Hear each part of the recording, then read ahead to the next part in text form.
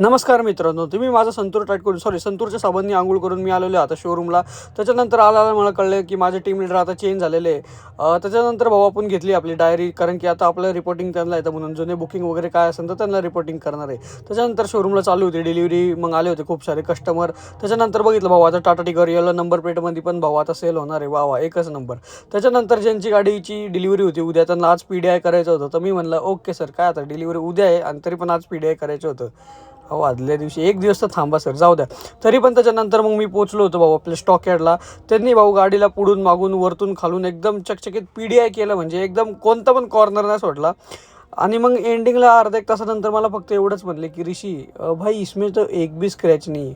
अहो सर, उद्या पण तुम्हाला ते दिसलं असतं की स्क्रॅच नाहीच आहे. त्याच्यानंतर आलो भाऊ मी शोरूमला, दिले म्हणजे घेतले आपले वॉक इन. नंतर दिली त्यांना डील, त्यांचा होता प्लॅन 2 महिन्यांनी. मी म्हणलं ओके सर.